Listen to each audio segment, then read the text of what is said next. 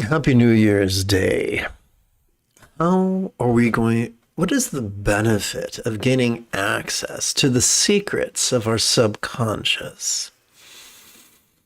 Perhaps therein lies the key to unlocking the doors to motivation and creativity and personal power we have heretofore only dreamt of. This, of course, reminds me of that wonderful scene in the first Matrix movie where Neo is in the kitchen of the Oracle, and she points to a plaque above her doorway it's in this Gothic font that I can't read, and it's in a different language as well, but she translates it for the audience and says it reads as, "Know thyself." Then, of course, echoing the advice of Aristotle, who occasionally got it right. So how are we going to do that? What is the foolproof step-by-step process of knowing ourselves? Well, let's start with what won't work, the forceful path of Yang. Yang says, hey, kids. Yang is like those horrible coaches and self-improvement gurus from the 80s who told us to be rigid, fearful, to gain leverage on ourselves and on others, controlling, elitist, cryptic, to be suggestible.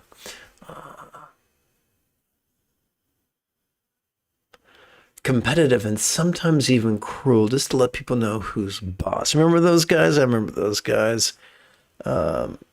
I was once involved in the late 80s. I was involved in a Christian cult full of people who were just like that, and it was no fun.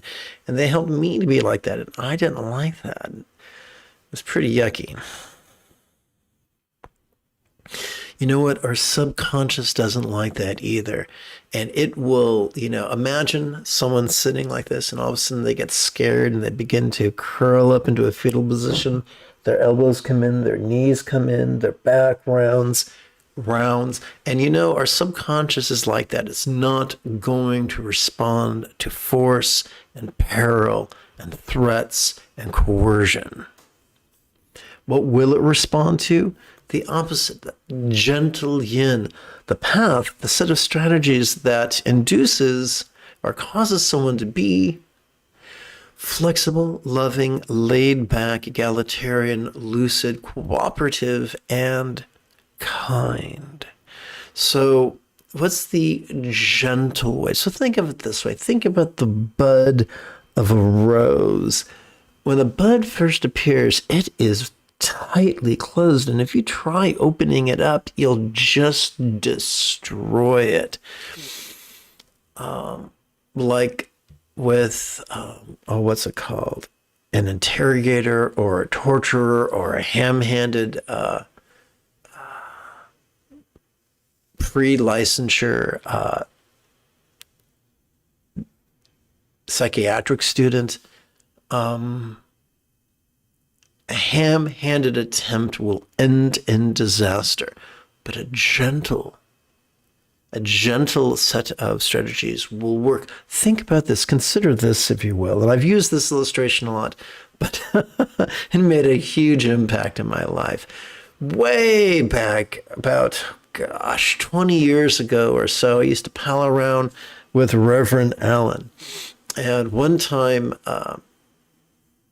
he caught his wife screaming at the cat who was hiding under the sofa, and she was trying to persuade it to leave its hiding place by poking at it with a broom handle. Not only is that not loving, that really wasn't wise. He gently sat her down, and he began speaking lovingly to the cat. Then he walked away from the cat while still speaking lovingly, walked into the kitchen, cluttered around theatrically, found a can of wet cat food, put it in the electric can opener, began spooning it noisily into the cat's bowl. And when he turned around, lo and behold, there was the kitty cat who had responded to his gentle approach. Now, clearly, the gentle approach I have in mind is not the use of rhetorical questions. It's not the use of concentration, for those both are the tools of Yang. I've experimented with them, and I've worked with other people who experimented with them to consistently deleterious results. No, he used a gentle approach. And of course, I'm referring to mindfulness. When we practice mindfulness gently, vulnerably, passively, viscerally, randomly, we create a safe environment for things to come up gently or forcefully, slowly or rapidly, neatly or in a distinctly messy fashion. Now, that begs the question, when we do that, could we unleash a monster? Are we the well-intentioned Dr. Jekyll who's going to release the heinous, monstrous Mr. Hyde? Are we the Dr. David Banner, the Dr. Bruce Banner who's going to unleash the Hulk? And the answer is not if we remember to meditate. Meditation, so just as mindfulness is the domain of our inhalation, thanks to our sympathetic nervous system, meditation is the domain of our exhalation, thanks to our parasympathetic nervous system. It's designed for both physical relaxation and mental release. There is a neurological effect going on, even an endocrinological effect, creating safety. It's impossible to lose your temper while relaxing. If you have the mnemonic acuity, you can go back and re-reel the game footage of your mind and notice that before you've ever lost your temper, you've breathed in sharp, with a sharp breath and a short breath, because a sharp and a short is a different physiology than a long and a soft.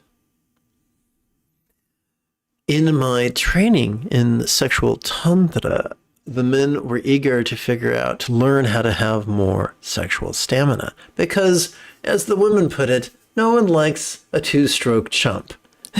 And the key was relaxation. Just as it is impossible to lose your temper while physically relaxing and mentally releasing, similarly, it is impossible for a man to ejaculate while physically relaxing and mentally releasing. Just like it's impossible to sneeze while physically relaxing and mentally releasing. Those things require a congestion beforehand, sharp, short breathing beforehand. And if one does not do that, if one is in a state where one is breathing in a relaxed, releasing manner, then explosive discharge, whether it's emotional or pneumatic or orgasmic, is impossible. I've said all that to say this. By applying the more lengthy meditation instructions, which you will receive, in less than 5 minutes, it becomes safe to allow our subconscious to inform us of its needs, of its desires, of its secrets. I'm going to put the heater on before an icicle develops off the tip of my sizable nose. I think together it could be fun to start our formal practice after about 30 seconds of housekeeping. This is Lama Jigme Gyatso of the Buddha Joy Meditation School. I've spent more than half my life full-time studying, practicing, and then reverse engineering the teachings, practices, and techniques of each sect of Buddhism, so that I could play the Yoda to your Luke Skywalker. so that you could easily and quickly become the person that your dog already thinks you are. Welcome to Meditate Like a Jedi, which is made possible due to the generosity of viewers just like you.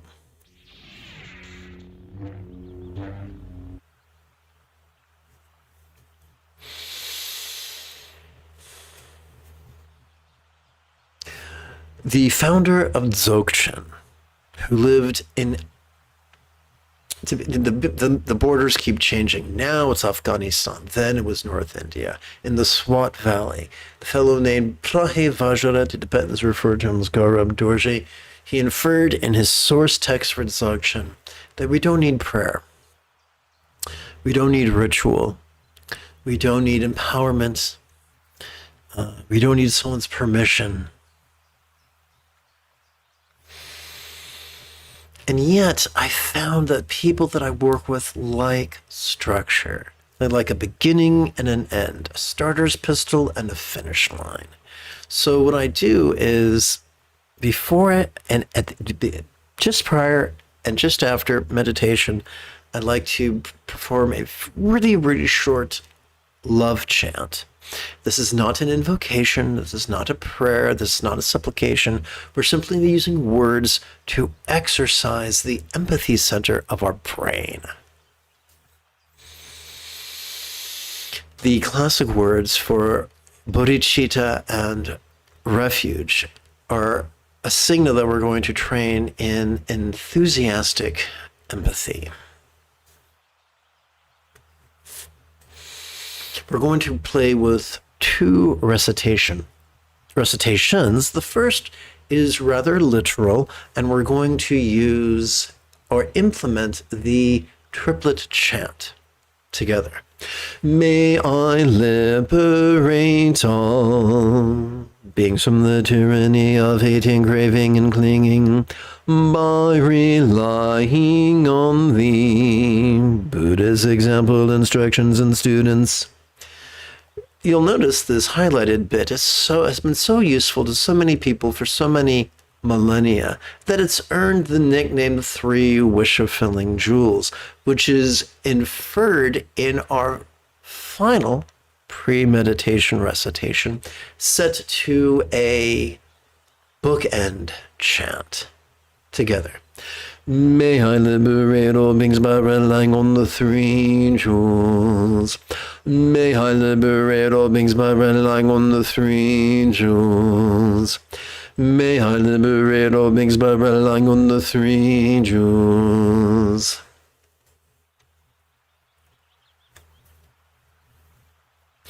Okay, mindfulness and meditation are known by many names, such as Zen, Proto-Zen, Chan, Dhyana, Mahamudra, Mahasanti, Ati-Yoga, Dzogchen, and Treksho. Ooh, look at this. This is an editing opportunity. Let's move this. Let's hit cut and paste. Okay. Excellent.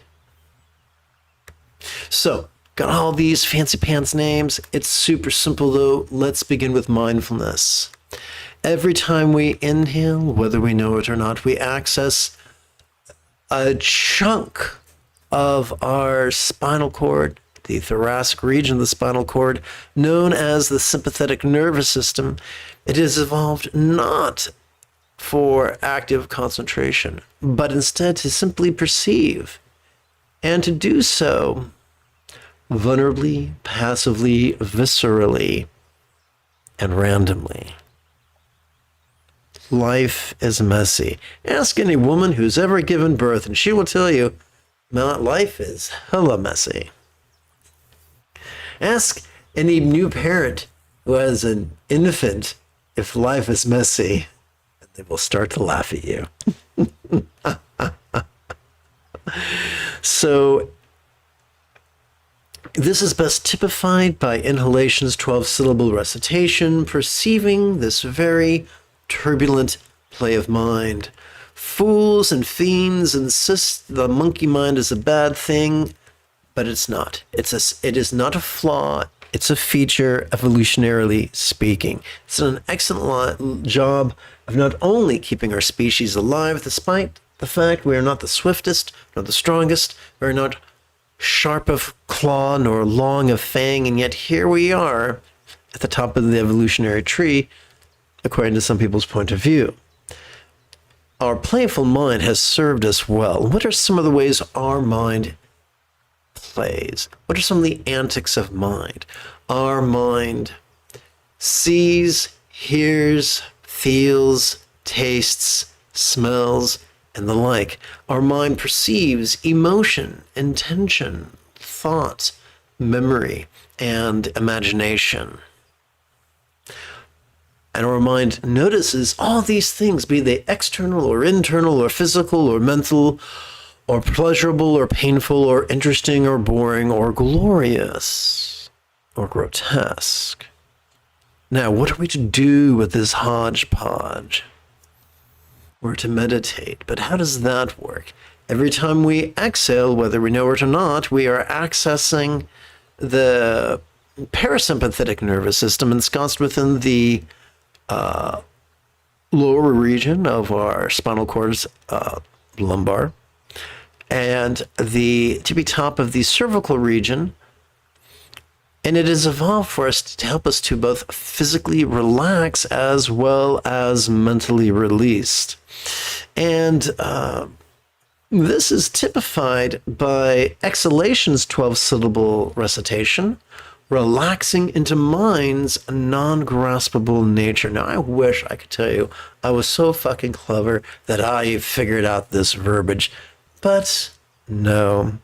This verbiage was inspired by the teachings of the late Tulku Thondup, and this was inspired by the teachings of the late Tulku Chogdud, reinforced by the teachings of, Baka Tulku. So, I am not the be-all, end-all. I did not make this shit up. I am just a goober who learned this from somebody else, so that you can do likewise. Now, our job is not to, let's not mistake non-graspability as something literal. It's figurative. We don't need blind faith. We don't need pseudo-intellectualism. Every kid who's graduated the 4th grade understands that not all statements are literal. Some are similes, some are metaphors, some are hyperbolic. Similarly, every time we physically relax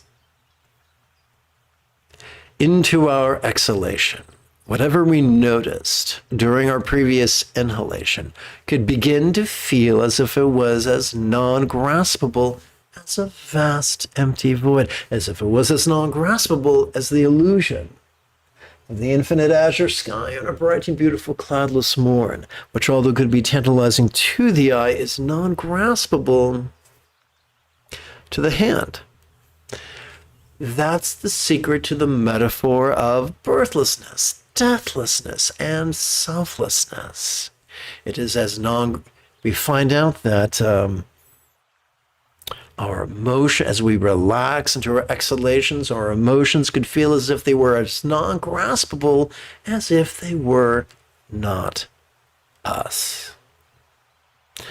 And that's how it works. It's super simple. It is embarrassingly easy. It's tough to have bragging rights from the path of enlightenment is this easy, especially because the fringe benefit of practicing these exercises is we experience the bottom of our brain stops letting up, and the part of our brain that is the seat of empathy lights up, and we begin experiencing love's centered spontaneity, as opposed to the two extremes of scatteredness and contrivance.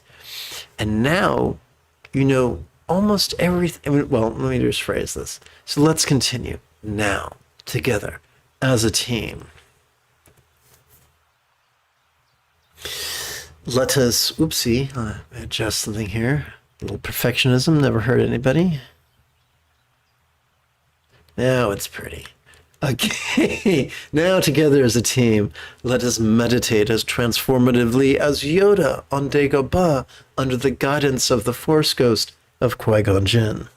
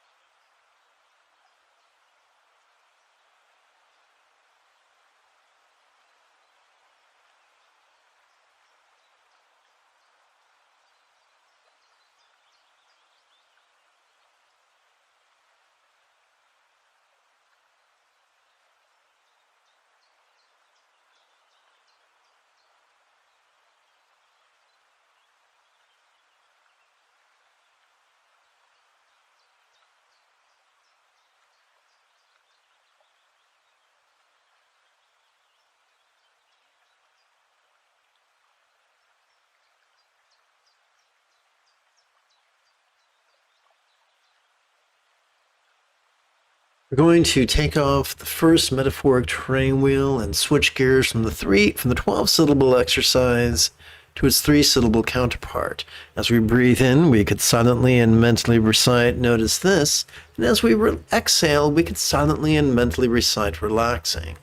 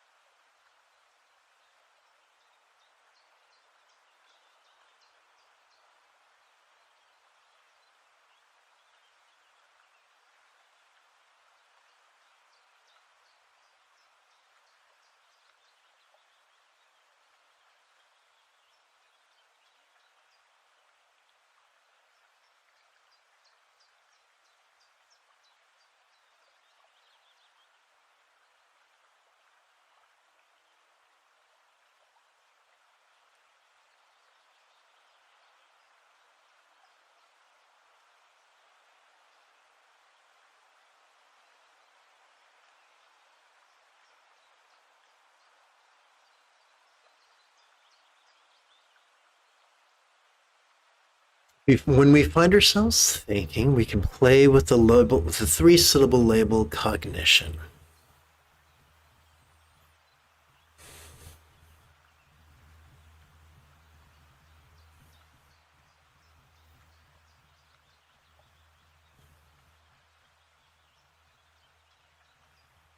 When we find ourselves fantasizing, we can play with the three-syllable label imagine.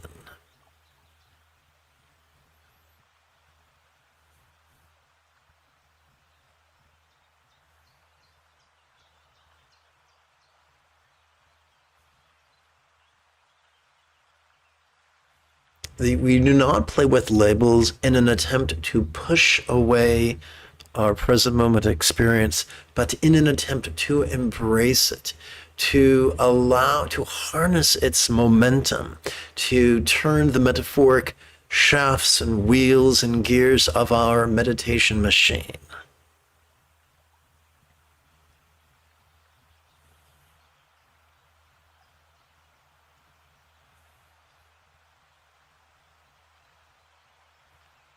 And when you feel physical sensations, you can use the appropriate label.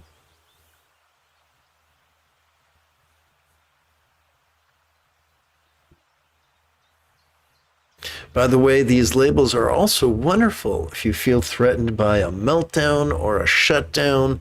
These help us to cope with the seemingly insurmountable.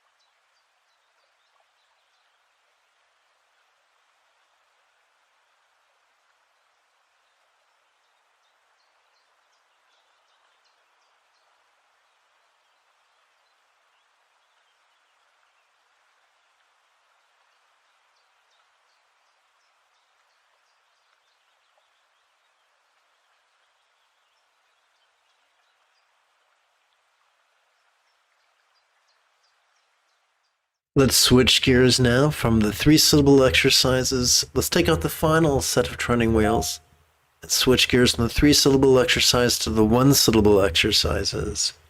During our inhalations, we can silently and mentally recite the demonstrative pronoun this. During our exhalations, we could silently and mentally recite the monosyllabic verb ease. Now, we had to get creative with these one-syllable labels. So physical sensations are referred to as form. Recollections are referred to by the preposition then, and imagination is referred to by the word dream.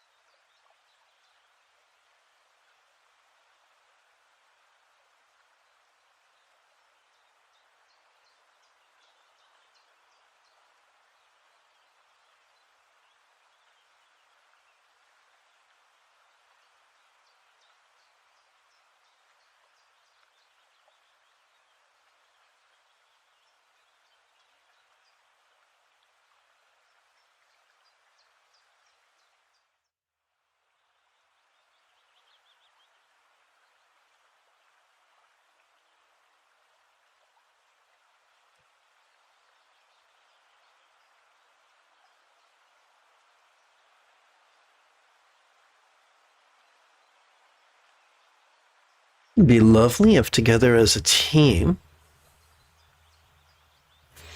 we did a bit of chanting.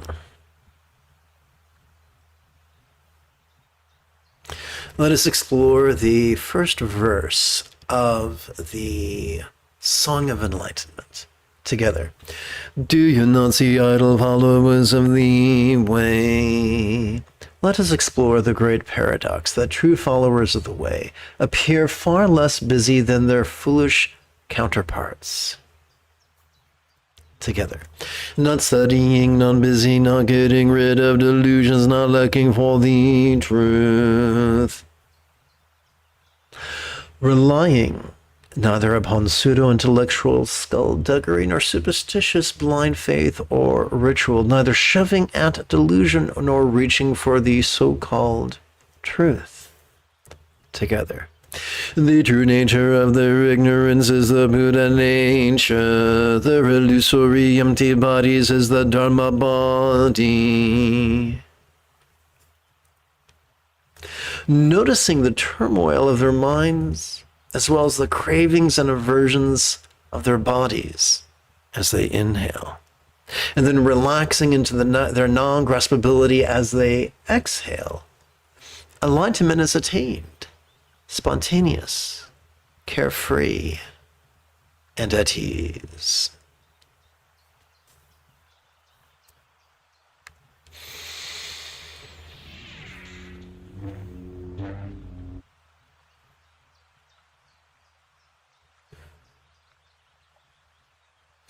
If at any point you have a specific question about Buddhist or Taoist, meditation or philosophy or application, simply type your question in great detail in the chat window. Please remember to click the send icon. I check for questions approximately once every 8 or 9 minutes.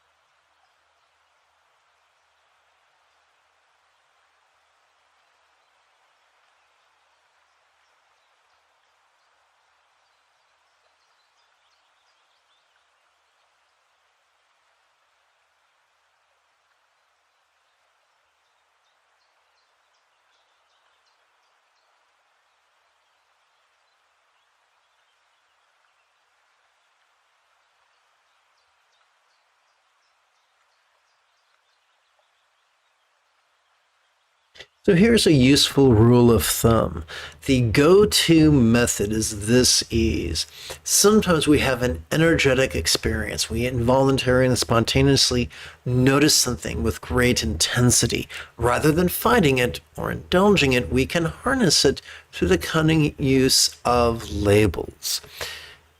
Our mind is evanescent. It's always changing. So if you find yourself moving from one high energy experience to another, that's normal. That's normal.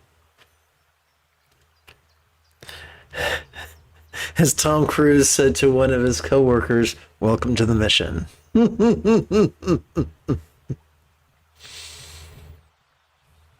So here's a great funny thing. When we experience a high energy event, whether it's sensory or emotional or intellectual or whatever, that's not a flaw, that's an opportunity. Those are huge opportunities to just put rock and fuel in the tank of our meditation machine. So if you're experiencing a grotesque reliving of past trauma or a debaucherous fantasy, cool. There's so much energy to be harvested from labeling and relaxing. I kid you not.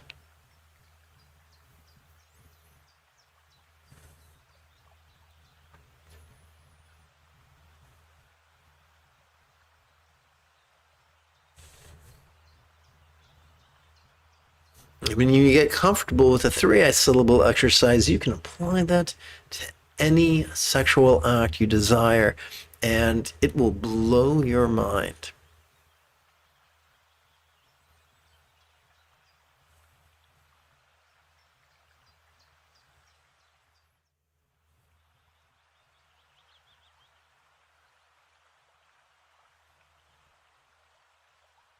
It is the key to the Dzogchen view of tantric sex.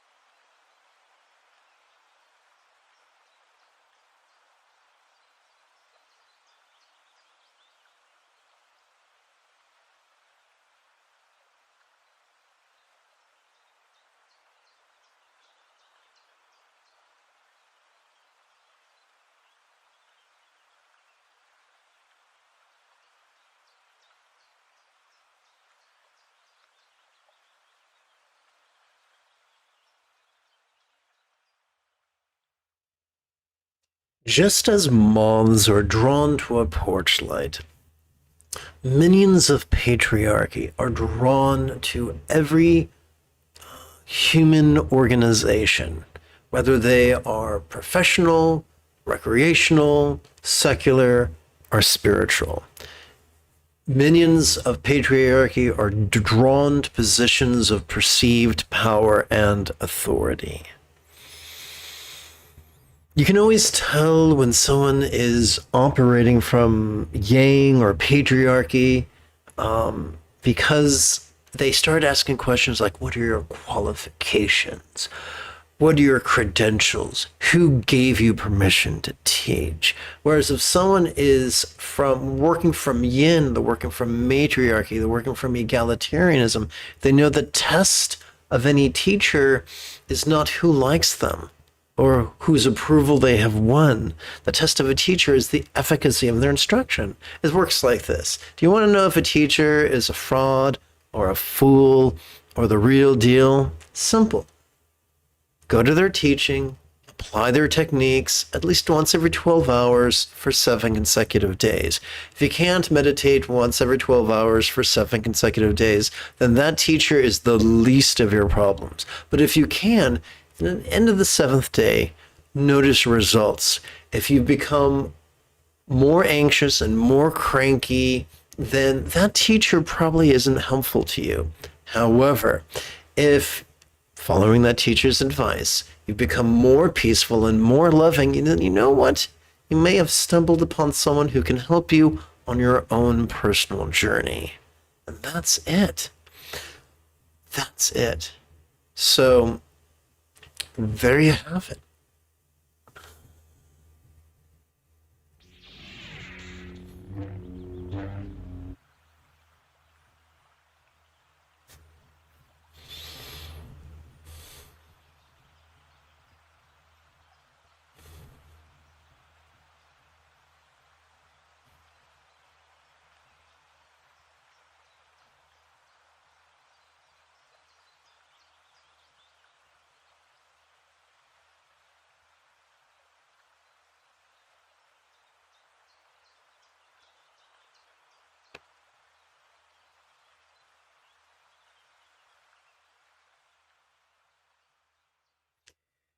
Thich Nhat Hanh's dreadful book, Old Path, White Clouds, actually does a good job delineating the characteristics of Gautama, who was nicknamed the Buddha, and his wicked cousin Devadatta, whether they were real or simply archetypical.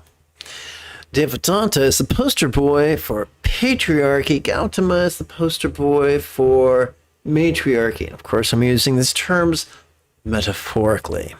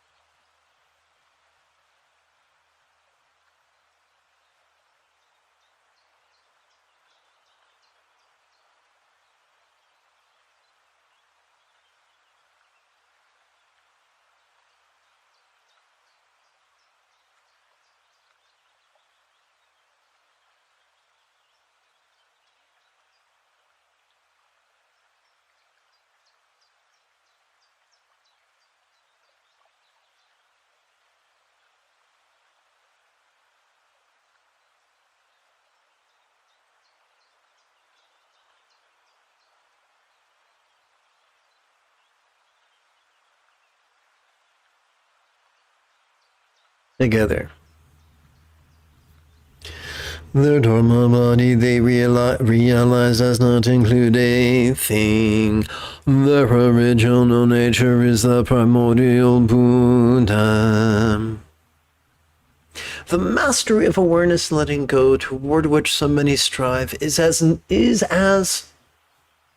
non-graspable as a vast empty void. The mindfulness and meditation as well as love-centered spontaneity they generate, are latent within their central nervous system, and is all that is required to master the Buddha's Eightfold Path. The five skandhas, all black clouds floating aimless in the sky, the three poisons or mere bubbles appearing, then gone. Although our forms, sensations, perceptions, memories, and consciousness could seem substantial as we breathe in, they could feel as non-graspable as clouds as we breathe out. The same hating, craving, and clinging that could seem eternal and insurmountable as we inhale could feel utterly fleeting, temporarily, and evanescent as we relax into our exhalation.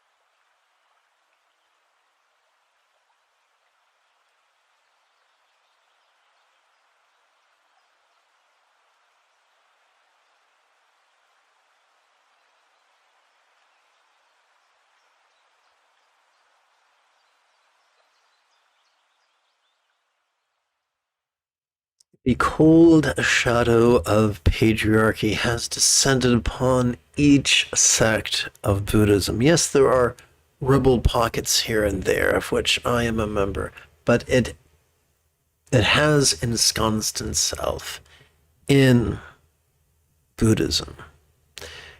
In both, well, in each school of Buddhism, you'll find people who insist. I kid you not, there are Theravadins and Mahayanins and Vajrayanins and Tantrayanins and Dzogchen who insist that you need a teacher to give you permission and blessing and explanation and authorization, and without them you'll surely burn in Buddhist hell. Yikes. What malarkey. Did you know the sixth Chan Patriarch of China had no master? He claimed he was inspired, that he was brought to enlightenment simply by poring over and meditating upon the Vajra Sutra, the Diamond Sutra.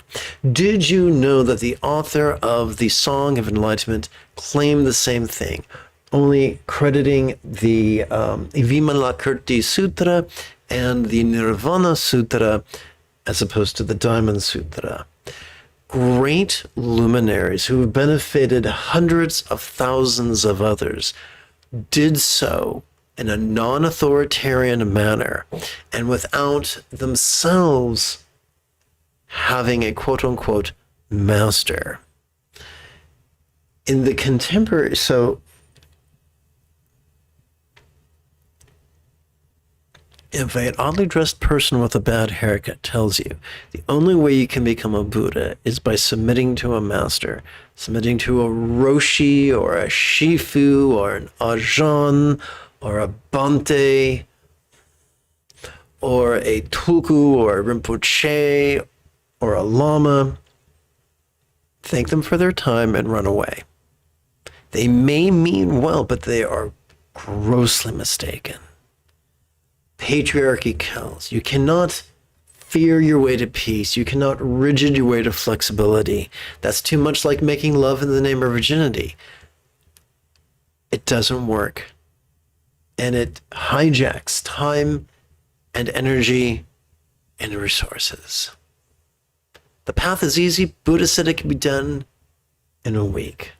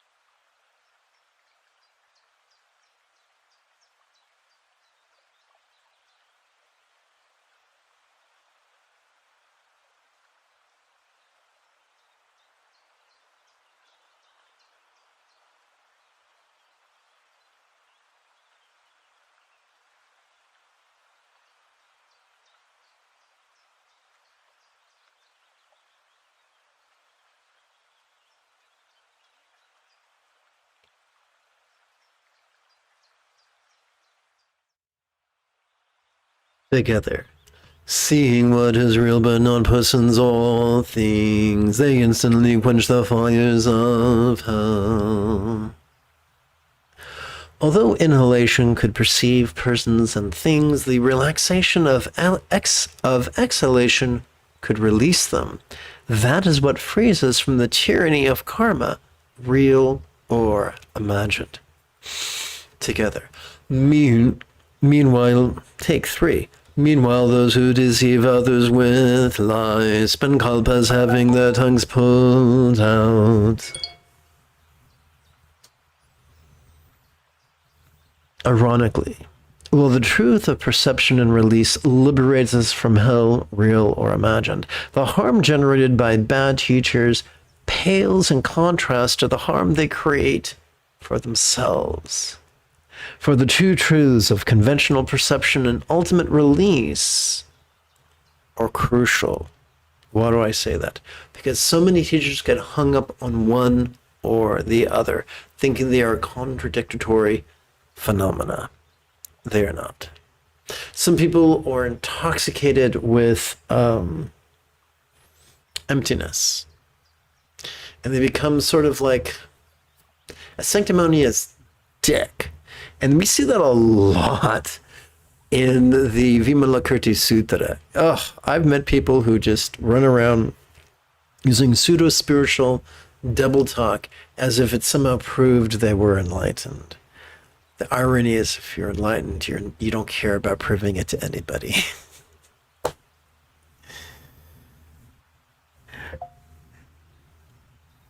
Now, if I was really crass, I'd say trying to prove to people you're enlightened or worthy to be their teacher is small dick energy. Piquito pepe. And just being comfortable with who you are and letting people come and go as they please is what us big kids call big schlong energy. But I'm not going to say that because I'm far too classy.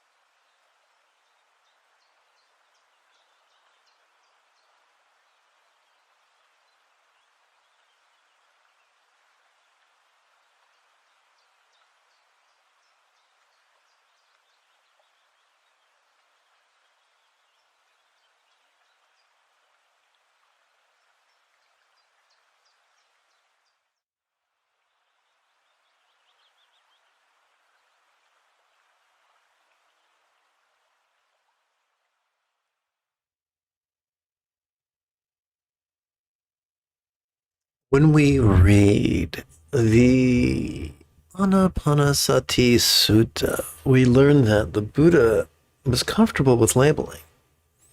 We see that in the text. So the idea that you can't think of anything or you must think of one thing, that's patriarchy, that's rigidity, that's concentration. That will take you many places other than peace and love. So labeling is not something that was made up by a demented Theravadan teacher during the mid 1900s. It's as old as Buddhism itself.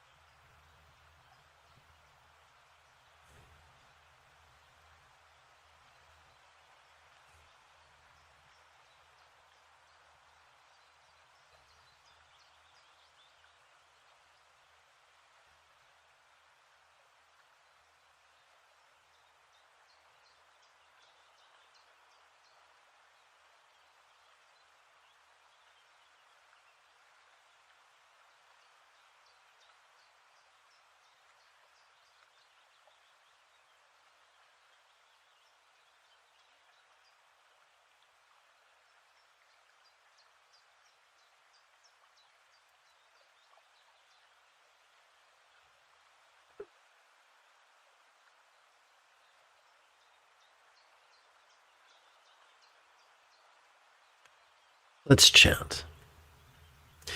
Instant understanding is the Tathagata meditation. Every practice and perfection is present in your body. With the wisdom of mindfulness latent within our sympathetic nervous system, the wisdom of meditation pre-installed within its parasympathetic counterpart,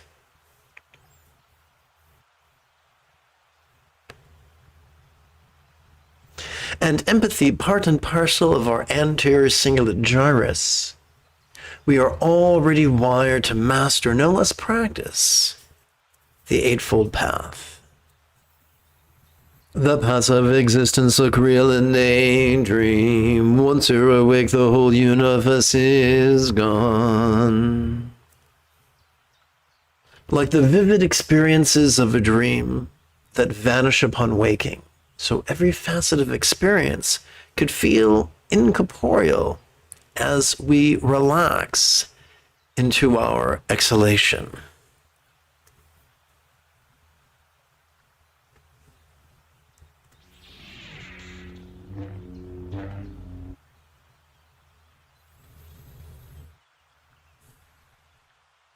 Remember, there is no need to be shy. The moment you have a specific question about Buddhist or Taoist, meditation or philosophy or application, simply type your question in great detail in the chat window.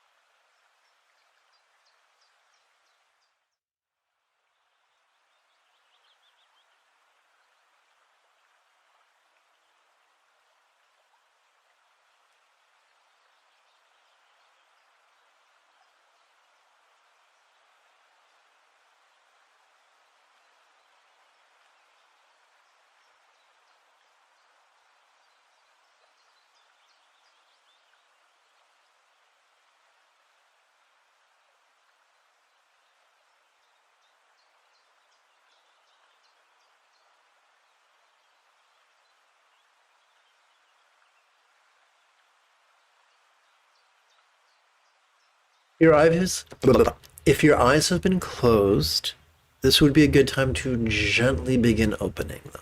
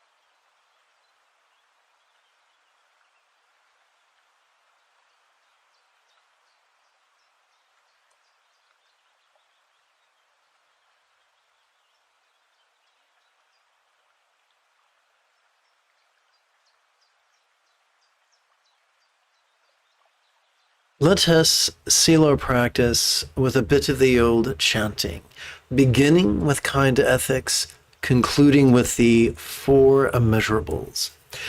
May all beings practice have kind communication, conduct, and calmness for the spontaneous and uncontrived.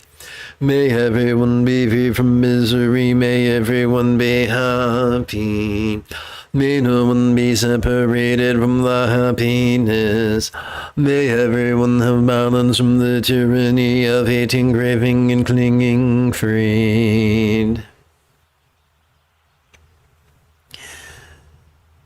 If you feel that I have earned it, you could give this live stream a thumbs up. You could share it with a friend. Oopsie, you could even help support this channel if you so desire.